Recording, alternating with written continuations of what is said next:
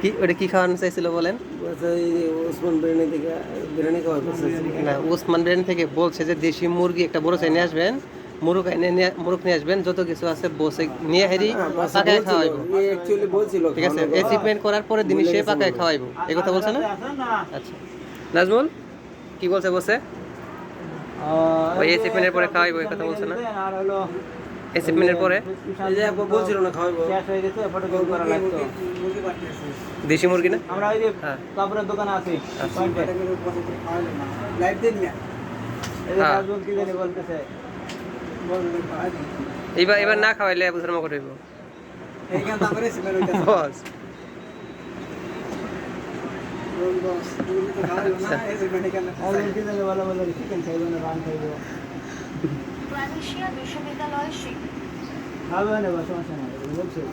আচ্ছা তাহলে আসি বস, আসেন একটু।